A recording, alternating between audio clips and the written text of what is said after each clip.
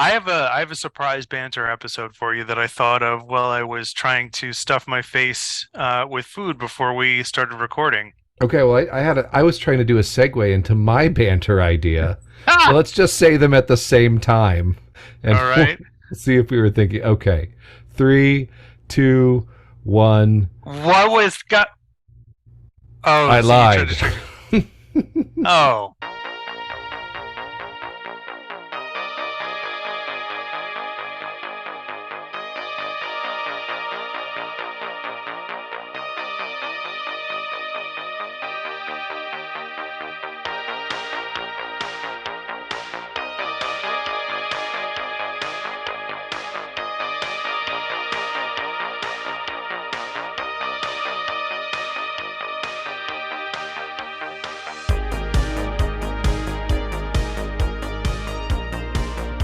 this is the Jaunty Mantis, a podcast of creative questions for curious gamers.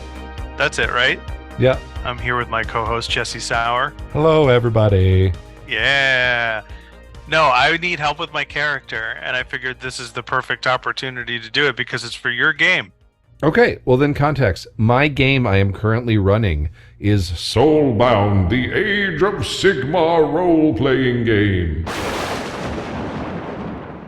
Can we put like a thunder sound in there? If I can find one, yeah. Okay. Okay, for editing. Yeah, so it's Soulbound: The Age of Sigmar role-playing game from Cubicle 7. As is often my way when running games, because I have very limited time as a full-time employee in a capitalist hellscape, and also a parent of two. I'm using a pre-written adventure. It is called The Cities in the Mist, and it's pretty cool. I'm enjoying it. Cubicle 7 does the game.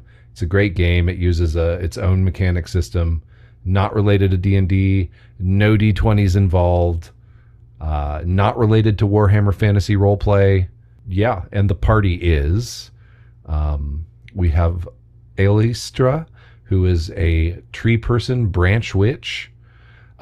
We have Aubryn Grudgestrike, who is a Caradron, some sort of floating sky dwarf with a chain gun. We have Barb, who is a hag death priestess of the Daughters of Cain.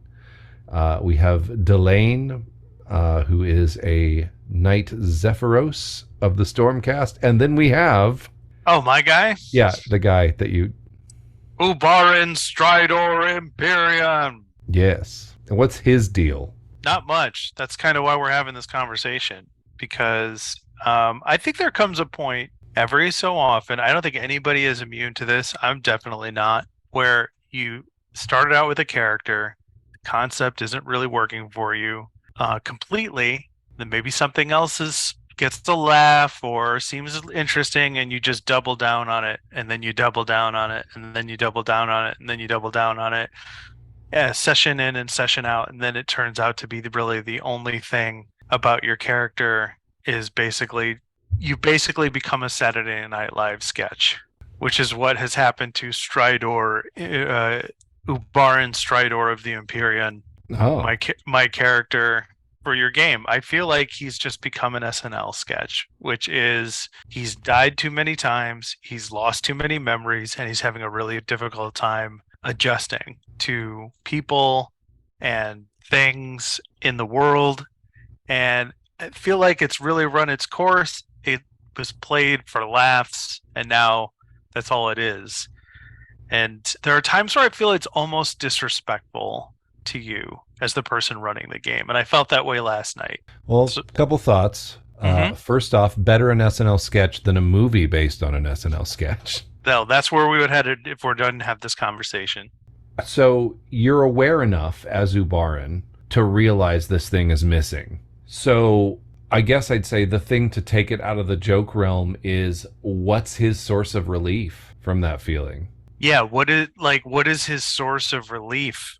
Well, what's interesting to you? I mean, what fits the character class? I mean, I can suggest something, but it's just going to be me going for quick solutions. Longtime listeners may know I just come up with off the cuff, like, we'll do this. And it's usually the easiest thing. Sometimes it sounds clever, but it's usually the easiest thing. Yeah, I don't know what his relief is. I think that's kind of the problem. What are some typical examples of relief for characters? He doesn't have to think about it when he's in battle, and he's a warrior, and that's what he's known in every life he's lived. So, in the purity of battle, like all those questions of who am I, like what are all these holes, they don't matter because here's the thing I know. Here's the thing I'm good at. And then play that down the line of maybe like a creeping sense of guilt or worry about that is the thing that, makes you feel complete. As we are getting into a thing where we can do an endeavor and you reconnect with your soulbound, maybe like, because there's an endeavor that soulbound have to take that I think is reconnect with their storm host or something like that. Maybe during that we could run a scene where you ask for guidance. I'm just trying to figure out what's missing, or if we just need to scrap the entire concept, which would be very easy to do. The guy is missing memories. All of a sudden he could just start remembering. I mean, maybe after, like, maybe you remember things in a fight. I mean, the Stormcast are these divine soldiers which have been hand selected by Sigmar to serve over and over again in the Holy War. Heroes from across the ages. Rescued just before or at the moment of death, and then reforged into quasi-eternal soldiers. So I guess I'm trying to come up with what makes him interesting then, because I originally picked this character because I wanted to do what I perceived to be the most simple and straightforward entry point into this game, based on my own personal experience and preferences. So I thought this would be an easy entrance to the game. Super powered fighter does super powered fighter things. So I don't know. Maybe he gets a hobby. Yeah, maybe he does. With other characters, I start with I start with like a hook off of the overall concept, right? Like the character for the other game was, how do I make a religious somebody who follows a religion where they know the source of the religion is bad, but they're trying to do the best they can in it and do right by people despite it. Like they're trapped in the same machine everybody else is, and they're trying to add, a different flavor of good in the brief moment of existence they have. When it comes to this character for your game, I'm not sure what role the Stormcast have in the regular world. Maybe I need to do some reading. I don't know. I mean, what is the typical Stormcast like? A relentless champion of order in the name of Sigmar. I mean, every Storm host, for those of you unfamiliar with the Age of Sigmar role-playing game or the war game from which it is derived, there are different Storm hosts of Soulbound who each have a unique character, usually tinged by the makeup of where those souls were drawn from. Stormhost Imperior is notably grim, very similar. It's one that Maddie created, but it's very similar in aspect to the Anvils of Heldenhammer, who are all basically, I think those guys are all guys who were heroes in Shaiish, the Realm of Death. They're all or they were heroes who had died a long time ago, and Sigmar stole them from Nagash. Has zero consequences later on in the campaign or story of the world of Age of Sigmar, that the god of death, who thinks he's the rightful owner of the soul of everything in existence after it dies, discovers his former ally has stolen souls from him. It's going to be a laugh riot. Nothing's funnier than Nagash. That dude, great sense of humor. And so is that the answer then? I'm simply missing context, and I should go back and read. Like, if this was a regular episode, and what kind of advice would we give GMs and players? Like, the character is not working, you're a GM, and what can you do to support the player to help them like come up with a better character, or to help them get to the character they're looking for? You know what I mean? No, I think if I was doing a regular episode and I was giving advice to a player who's in the same situation, is look at what you found interesting about the character in the first place, Hmm. and then ask what is interesting about that to me now. What's the what if? Like if it was me, I'd be like, what if I do remember something? You've hinted at one memory, something about a child looking up When at did I you. do that? Oh, okay. I don't remember. That was in the first game session, right when you showed up. So what's interesting about that? And if there's nothing interesting about it to you, just say, "Hey, I'd like to find an out for this character and roll up somebody else." And as I, a GM, since I've had an adult conversation with the player who's like, "Yeah, I'm kind of adrift with this," I just say, "Oh, okay. Well, I need to give you a hook." And then I hmm. think about what's a hook that's interesting to you. What kind of characters do I play? What kind of interesting point and plot techniques am I looking for? And how can I apply them to this character? Because I'm at a complete and utter loss, you Yeah, know? you could do a little research about who the Stormcast are. I mean, they're great heroes. And then they have this creepy dehumanizing element that each time they, come back, each time they come back and fight in Sigmar's wars, they're slain. And when they die, they're drawn back up to the realm of heaven on a lightning bolt where they are reforged, which is sort of a spiritual level torture that strips away some of their memories and some of their humanity. And the more that happens, the more they kind of just become like automatons. And one of the things, too, I want to say for those of you unfamiliar with, again, with the Soulbound universe, there are four great sort of grand alliances or factions that play out in the game. Those are Order, Chaos, Destruction, and Death.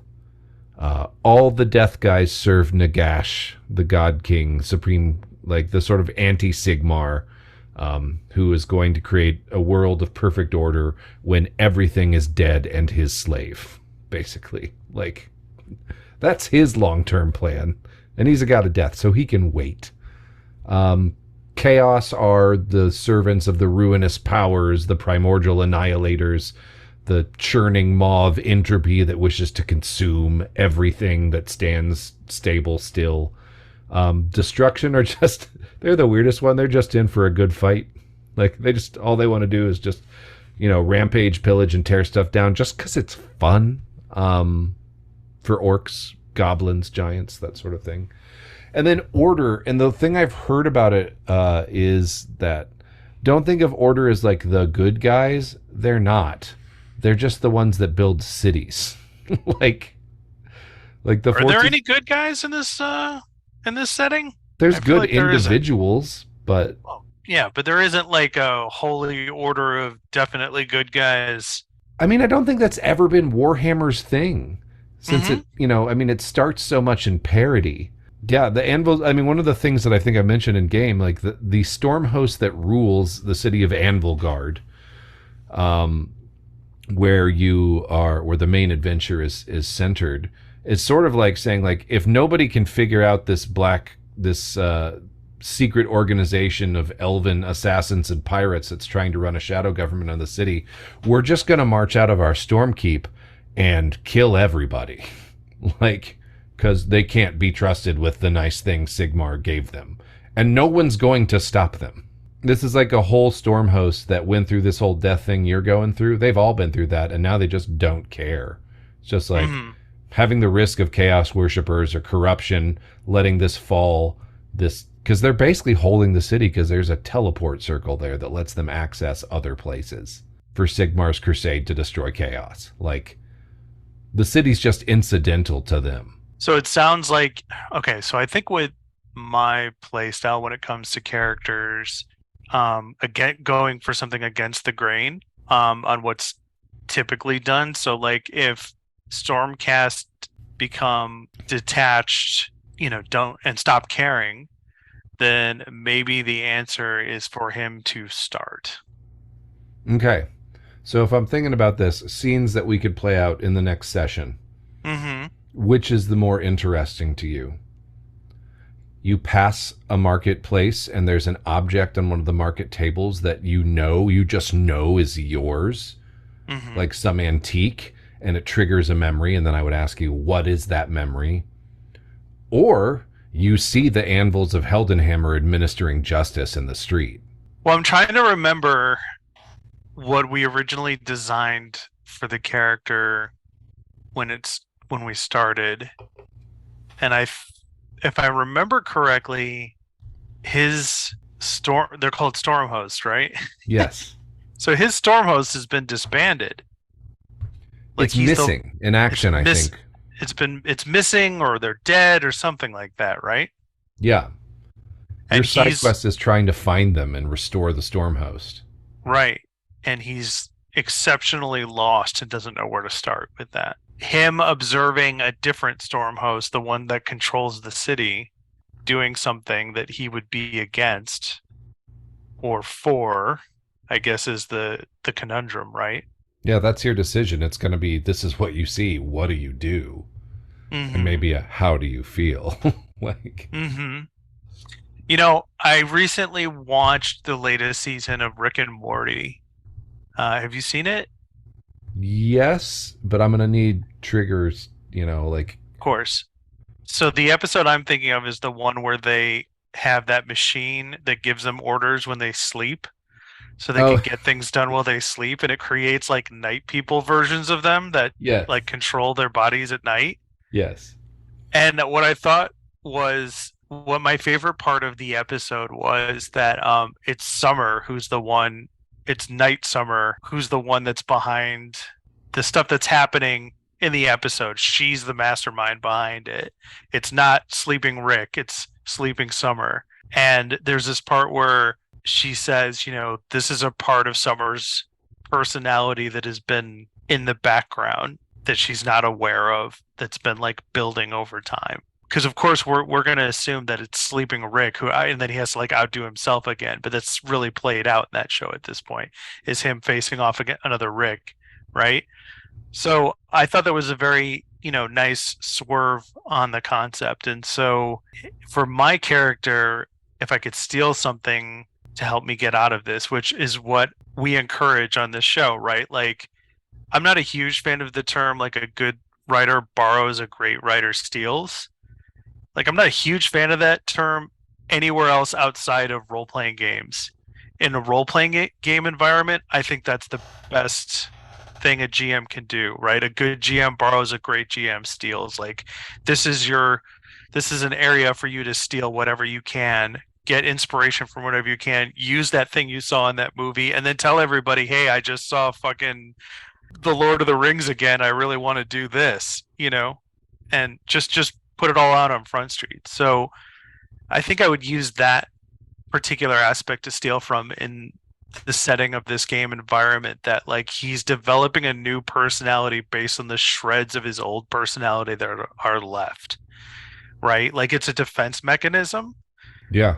So like his mind is breaking because he's died too many times and lost too many memories. And right now it is trying to defrag his brain, his memories in order to, and put them back into pieces in order to create a personality that can help him survive. I don't know if that means he turns, you know, there could be something else there that helps him then find the rest of his storm host.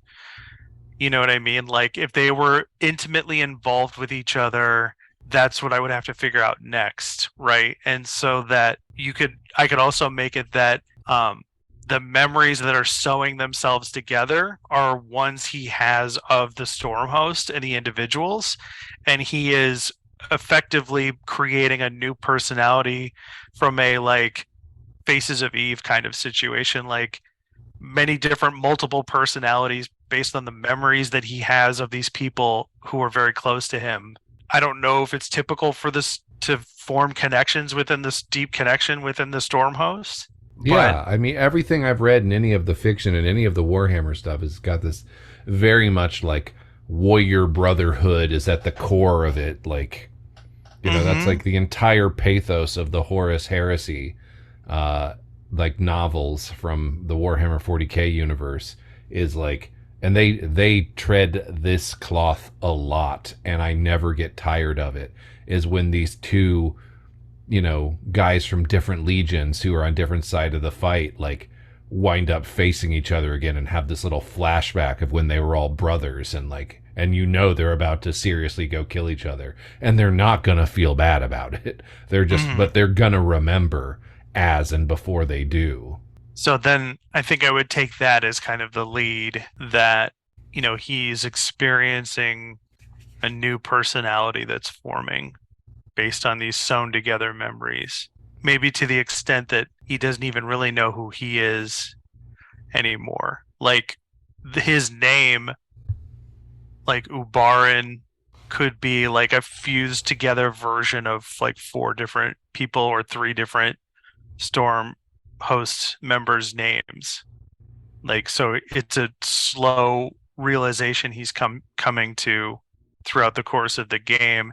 And then maybe that would give me a few angles to try to incorporate that into the actual story of the game and how the character's playing instead of him just being this. He's basically become that futuristic robot from the Venture Brothers. I feel like every scene he's basically being like, "Ignore me." I am the Grand Galactic Inquisitor. Mm-hmm. Yes, that guy. I love every idea of that. This is why we made this podcast, because we just talk about shit like this. We're like, we should record it for posterity. Yeah, I think one of my on the DM end, going back to the thing you said earlier, like I don't think it was disrespectful. Just my challenge as the DM is like, I'm in the headspace of this NPC. Mm-hmm. And this NPC is just a dude who works in a factory. Mm-hmm. And he knows what stormcasts are. And he knows his experiences with the stormcasts are the anvils of Heldenhammer, who do not care about the sanctity of an individual human life at all. They are Mm-hmm. like the deathly storm host, all in black. And you look just like one of them. And you are basically the closest to an instrument of death he's ever been. And you're shouting in his face, and he's terrified and at work. And you're Mm-hmm. shouting in his face, I'm having trouble connecting with humans. He's just like, I don't know how to respond to that, man. That seems like a Mm-hmm. lot. like, Mm-hmm. like I don't Mm-hmm. know how to play like what someone would do. I think the actual answer in retrospect is just try to run away. like is Mm-hmm. basically what most people would do.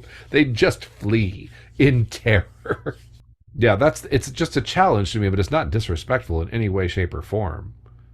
This is the good kind of it's what my character would do.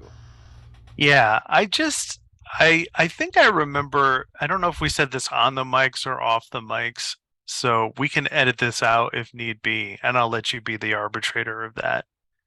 The arbitrator, is that a word? The arbiter of that? Whatever.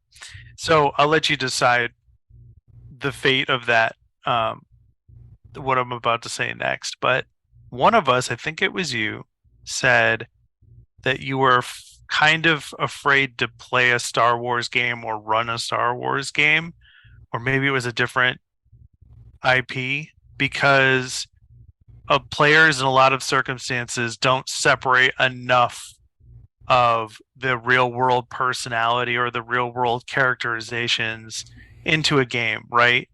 Like there's a genius behind Dungeons and Dragons. Like I've been critical of Dungeons and Dragons for not making fifth edition's default campaign setting Dragonlance, which I think I said in our introductory episode or something like that.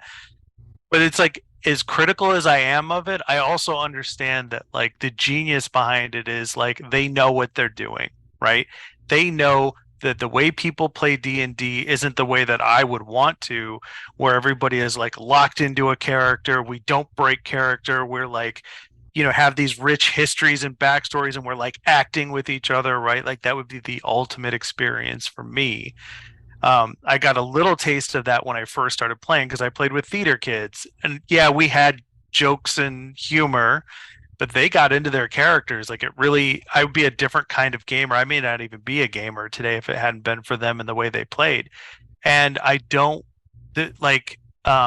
I am kind of leery of when we start to cross over into goof 'em ups and jokes in a game. In D&D, I think it works perfectly, and I think heading back to our other bonus episode conversation about the D&D movie, why that works for that movie so well because they know what D&D is, right?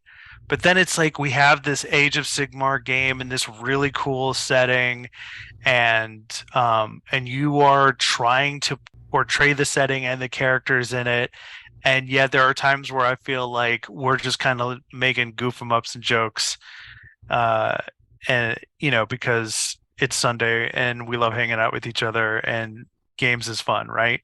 Yeah. So, in the context, I've now become a little bit leery about running a Star Wars game for this same reason, right? Like, I've been watching a ton of Star Wars. I think we need to do a banter episode about Star Wars at some point, but I've been watching a ton of Star Wars. What's Star Wars? Oh, it's this weird thing that like this guy named George Lucas came out with in like the late 70s, I think. Okay, we can talk about it later. Well, there's like there's like a cocksure pirate and he has like a dog that walks upright. I don't know, whatever. It's difficult to describe. It doesn't really translate to a massive global audience, so it's very niche. Right, Uh, right. and for those reasons, I'm kind of scared to, have the real world goof 'em ups come into Star Wars because I think that would potentially ruin it for me. This group, as I think we mentioned a while ago, like when we did Alice is Missing, I was incredibly surprised. This group can do pathos-driven games and do them real well. That was an Right. emotional roller coaster with a bunch of people I've known for multiple decades and a bunch of white men with beards in their 40s, and I was astounded. Mm-hmm. Astounded. I mean, maybe that's just the session zero. Like, hey guys, I'd like to keep the goof 'em ups to a minimum. Like, I'd like to do a quasi serious game, like. Yeah, that's what I've been struggling with is because I love our group. I love the people we play with, and I think we're kind of at our best when we're, have the humor that's going with that's included. And the thing is that a big part of Star Wars, I know you won't get this, Jesse, because you've never seen it, but like there's a big part of Star Wars that is irreverent, goofy, jokey shit. Like that's my favorite thing about the prequels is the prequels.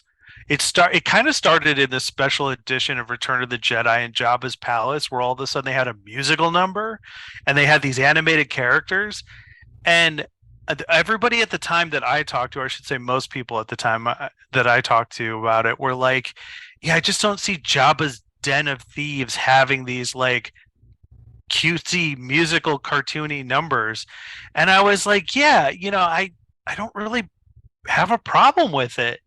You know what I mean? Is it my favorite thing? No, but like it didn't really take me out of what I love about Star Wars. I mean, later on in that movie, you encounter little teddy bears with primitive weapons that take out, a battalion of the Emperor's best troops. So, you know, I think there's precedence for it. But when you get to the prequels, they really double down on the cartoonish aspects of Star Wars, and then they never give it up. They from that point forward, it's like this is fucking Star Wars. Cute little creatures making noises, and somebody like a little alien arguing with a droid trying to get his pod racer to work, and then it blows up, and they all fly everywhere like, like Tom and Jerry shit. You know what I mean? Like it's in the DNA of Star Wars, and Filoni doesn't give it up. He doubles down on it. Everybody else who does Star Wars stuff throws a cute little thing in there every so often. Is It's Filoni the guy that invented the wireless radio? Yeah, that's exactly what I'm talking about. Yeah, Okay. I think that Taking it back to the game perspective, I think the challenge with a joke 'em up group, and I think the challenge you're talking about, the Star Wars game you want to do, I will admit a conversation probably is the best way. A session zero conversation is the best way to go about it. But the problem with it is that if you're a good DM, you're responsive to your players. That doesn't mean you're taking orders necessarily, but you're shepherding the fun, if you will, as you play this game with the player characters. And so you respond to them, and when everybody is the Joker, when everybody, and I don't mean the Batman villain, I mean like a person who is making jokes, the jokes don't work without a straight man. mm-hmm. And as the DM, if you're trying to do anything semi-serious, you're just playing the straight man. and Mm-hmm. playing the straight man. So the joke lands because that's a thing you're probably going to do for your players, but it's exhausting, especially when Mm-hmm. you're funny like I am. You are funny. Well, thank you. Um, I never thought about it that way. I think we need to do an episode, this is why it's fucking cool to GM and you should totally do it. And I think that needs to be in that episode, what you just said. Okay. We need to expand on that. But I'd never actually considered that before, that like in a bound by humor, you're the one who's making it work for them. Yeah, the joke, if the joke doesn't have a, because it's all interactive jokes or, well, puns. You don't need a straight man for the puns. But a lot of the Mm-hmm. humor is interactive, and you got to be the straight man so the joke lands. And Mm-hmm. that's a lot of pressure. You're like, I want to be the wacky one every once in a while. So this is why you're not bothered by the goof 'em ups in the Age of Sigmar game. No, it's why I'm slightly bothered by the goof 'em ups in the Age of Oh, that's Sigmar role playing why game. you're slightly bothered by them. Okay. Yeah. What can I we love do? this world too much. My love for this world and my love for the group are tugging on each other. This is the problem I don't want to go through. This is Yeah. the conflict I don't want to go through for a Star Wars game.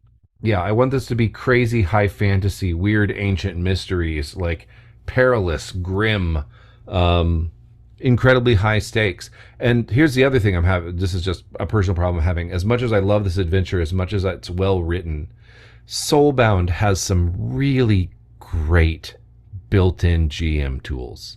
I mean, really, really great. Like one of the things I think you can do to learn about a role-playing game, like what the designers intended as the play experience. I may have said this before on a different episode, but like read what you get experience points for, because that's the play loop. The experience play loop in the Age of Sigmar role playing game, and it's a thing that we've underutilized, and I'm going to accept partial responsibility for that, is you have a personal goal and a long term goal. And the party has a short term goal and a long term goal. And how do you get experience in this game? You complete your goals, personal and party. So what do we let's turn this into a full therapy session for player and GM then. Let's use us as an example for our audience. Like I came to you as a player saying to you, like, I'm having trouble with this character. Can you help me get this figured out? And I feel like you have. We've planted some seeds for what I can do. Our conversation has turned this into something more. So let's then like turn the tables, and it's like, so what can we as players, let's focus it on me because the others aren't here to be a part of this conversation. So let's use me as example. Like, what can I do to help make this game the way you want it to be? This is hard to think about. Okay. Lean into the world, lean into the setting. You Okay. can still, like, I mean, the moment Ubaran Stridor Empyrean, like, cracks a joke is actually great. Like, the humor is in your play right now. Shout out to Barb's for doing that. Bought the army book, has been reading it, and is like dropping knowledge in the chat. And I'm like, awesome, that's cool. Lena the I mean, here's the thing that I'll say too about those awesome GM tools I was talking about. The other system in there is, it reminds me of a more formalized version of the Sly Flourish, like secrets locations sort of thing. Because there's a party sheet, because the party has this mechanic called Soulbound, but there's this whole area for rumors, fears, and threats. And the way they say set up, how you set up your game is you pick like 6 rumors or something. You create like 6 rumors that the players might hear when they're out and about. You pick a fear, and then you pick one threat, and then the threat is the adventure. And then after the adventure, you clear the threat, and if the players fail to do it, you advance the doom pool, and you move one of the fears to become the threat, and you pick a rumor or two to become fears. And then those are things that players use to choose their short-term goals from personal stuff, and things the party can use for a short-term goal. But when you're running a pre-written adventure module, even though that does have fears and threats, it's sort of hard to shoehorn in the player's individual goals. So that leaves me feel like I'm in an area where I'm wanting, but like lean into the world would be my only ask. So more reading. Yeah, if you have time. I mean, Hmm. or, conversations like this between a player and the person running the game, I think are really productive and helpful. What kind of other things can we as the players do to help you, the GM? Review the party sheet at a session, review the rumors and threats that you've uncovered, review at the start of a session. Maybe I'll just do this next time. Hey guys, look at your character sheet. What's your short-term goal? Hmm. I think that there is a certain thing working against us in these games. I was thinking about this today I was on a 4.5 hour plane flight that was delayed for an hour before we got in the air, so I had a lot of time to think. But I was thinking about this today about how, coming up, we played games exclusively in person. And now my gaming group is entirely virtual. It's done over Zoom. And we have two games, and those games alternate every week. And sometimes life happens, we have to miss a week. No matter who's running the game or who's in the game or whatever the case may be, sometimes you just have to miss. And I think that there's enough points of disconnection. Although I'd be curious to hear what people who strictly have in-person games do about this problem, because I'm sure that this isn't just a virtual issue. But in a lot of cases, it's like it's Sunday night or your Tuesday night or whatever the game night is. You're hanging out with your friends, and you're not really retaining a lot week in, week out. And then you get back to the game and you're like, what were we doing? What was the point of this? And we've tried like having a scribe before. I don't like the scribe because I think it takes the person out of the game in order for them to like pay attention and take notes. When I think that the answer is everybody should be paying attention and taking notes. Um, so I'm wondering if there's things like that we can do to help you out in this instance and other GMs when it's their turn. I wonder if it's something I can ask for when it's my turn. I mean, this is the game I'm running is like the D&D game we're playing in is like a sandbox game. And so it's Hmm. fine. We can wander from wacky adventure to wacky adventure. This one is like a sort of a intrigue, Hmm. mystery, and and that one you really need someone to be a note taker, the note Hmm. taker archetype, and we don't have one, even me. So Would that help in that situation if somebody took notes yeah, officially? if they knew where what like key people they had met, and you know Because I would volunteer for this, except I am the scribe for the other game. yeah. Well, I was. Here's the thing. Like, this is the thing. I was just like, you met the Free Guild NPC, the Free Guild captain. Sorry, spoilers here for Cities in the Mist, Act Two. You met the Free Guild captain at the gate last session. Talked to her for a while. Meet her again when you go to start to do the investigation. Uncover that she's the traitor, and everybody's reaction was just like, Hmm. and I'm like, no, no. Do you guys not remember who this is? Now this is like a person you've met. Like, Well, my reaction to it was, should we go over there and grab her?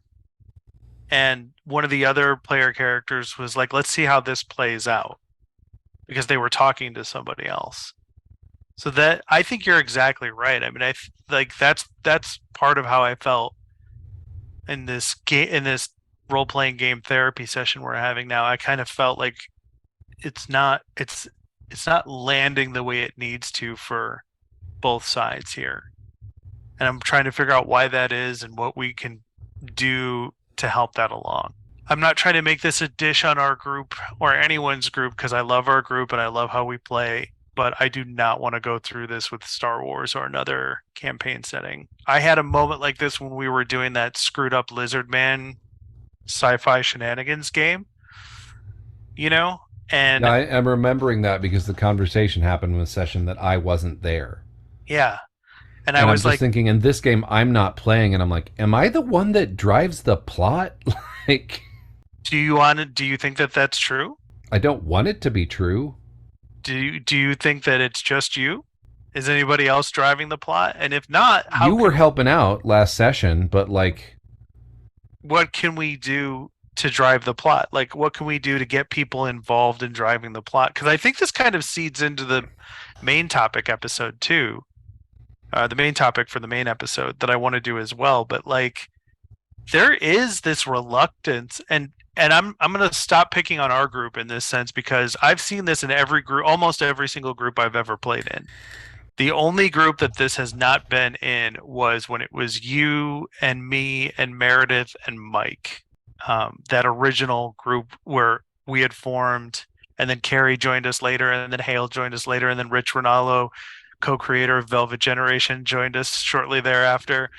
But it was that group where it's like, I don't think we ever had a problem pushing the story forward. I think it just happened.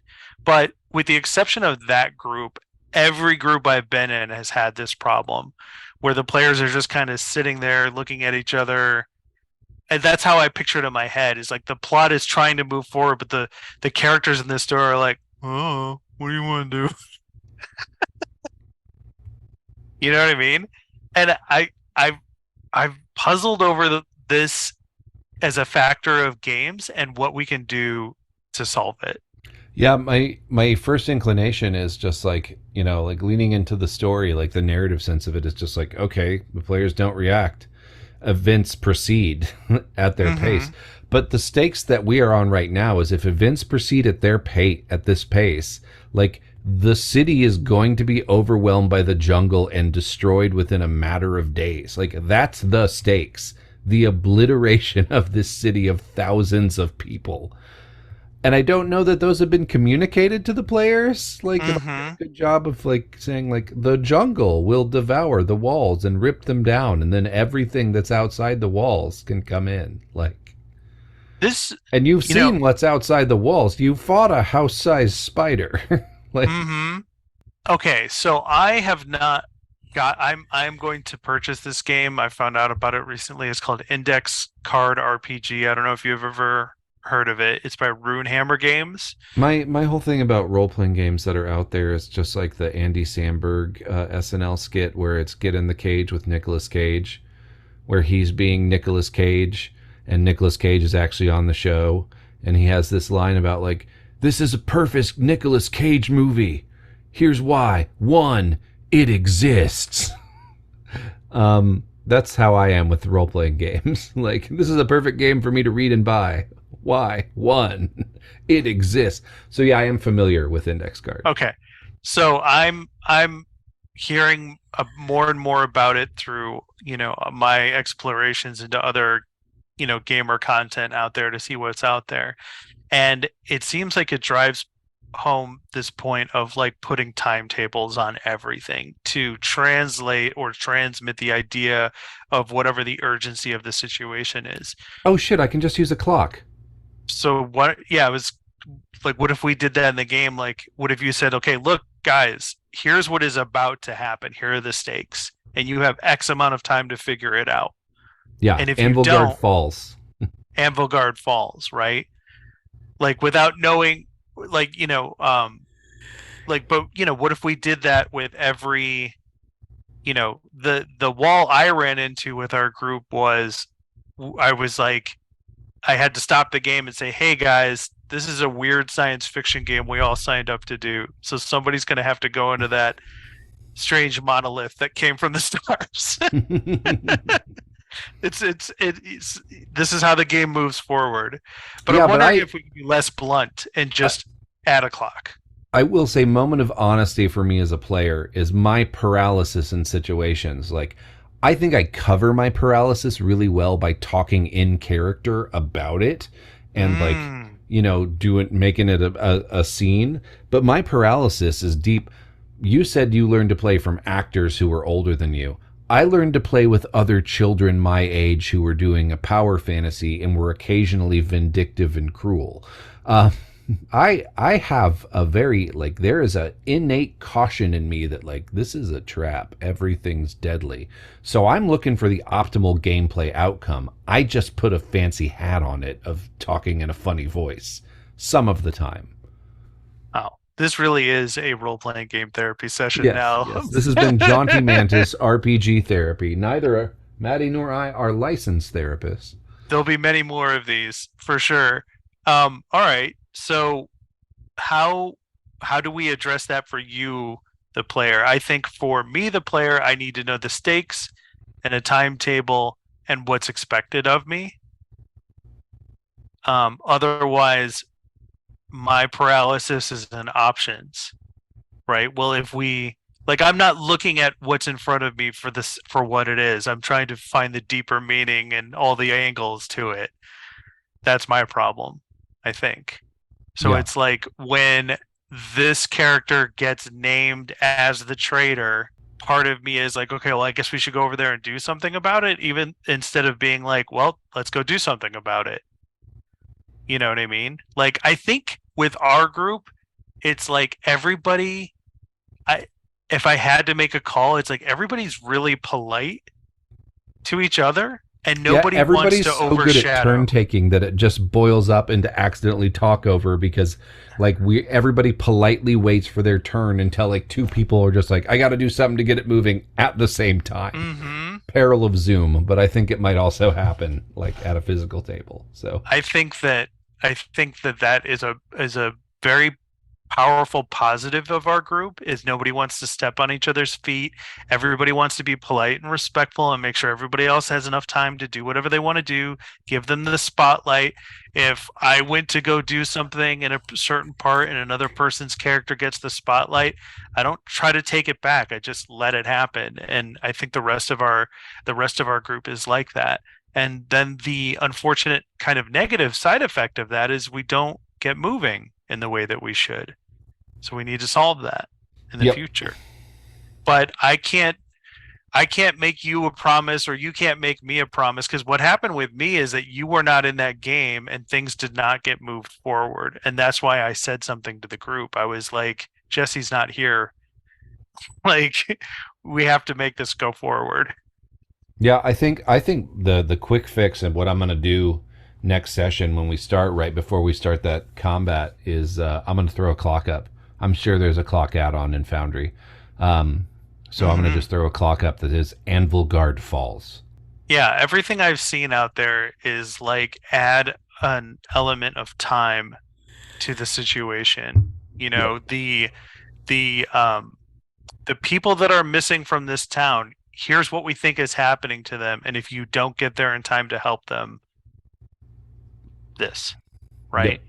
Like so I think I am actually, and maybe this is another episode idea, but I am toying around with the idea that sandbox is actually bad. Even though that's been my entire style of DMing and story creation for role playing games up to this point has been like, oh, I need to make it as sandboxy as possible, give you infinite options, and I really want to just make a game that's on fucking rails and see what See, happens. I would say the opposite. I would say I'm bad at running sandbox. Oh, okay. That's where Explain. I go. Explain. I'm not good at putting the hooks in. I'm Okay. not good at tracking all the other things to spark adventure. And I feel like now this, the thing that's in the games I've been raving about since I first read like Apocalypse World, like what, and I use them in Blades in the Dark. Why do I just do rules? Why am I not stealing from other Mm-hmm. games to do this? Mm-hmm. Because a sandbox game with hooks and then clocks on some of those hooks to be like, this is not there forever. Um, Mm-hmm. that I feel like would work really well. Yeah, I haven't. Okay, this whole thing I was going to say, it's an entirely another topic that would keep us going, and we're at like an hour and 20 for our banter episodes. Yes. Yes. Um, so I'm just going to say it anyway. This is one of the things I thought about. Like, so I think I've mentioned to you, like, I am going through this weird nostalgia thing where I am obsessed with Riffs by Palladium, Mm-hmm. right? And when I thought about which group would I want to run a Riffs game for, and I was like, this one, because that game handles the Gonzo. That game is the Gonzo. Like, it's, Well, yeah, it's like, I feel like, oh, we got everybody being silly. There's a character class that's actually in there to, admittedly, from our modern perspective, insensitively handle mental illness, but also, like, Well, I love the description too of the character class because I just read this the other day. I love having this guy who was born in the middle of like another century, like writing the descriptions of the character class. Like this character class is like a combination of Errol Flynn and Daffy Duck, and I'm like, well, that reference is gonna land. Yep. Yep. Okay. I feel like we should do a whole other banter episode on what this Palladium game idea is and how and why you want to do it, and then we should do it and then do another banter episode about how it turned out, right? Yeah, about why it didn't work. No, because I think it'll work. I think it'll work out really well. Yeah. All right. Well, this has been the Jaunty Mantis Therapy RPG session. And we're gonna end it there. Where can people find more information about us on the internet, Jesse? We are on Threads now. Whoa! We have 5 followers as of the recording of this episode on Threads. How many of them are friends and family? None of them, actually. Wow, that's huge. That's more followers I've ever had. I know, right? Because I hate social media and it's a blight against society. Yes, Anyway, go ahead. Yeah. We're on Threads at Jaunty Mantis. We are on Twitter at Jaunty Mantis because I misspelled it, and I'm not going to bother to recreate the account because it's just, I don't know, it's a thing. But been talking to some cool people on there. So that's awesome. Yep. And if people have curious questions for us, or clever questions, or creative questions for us, where should they send them? Do we have an email address?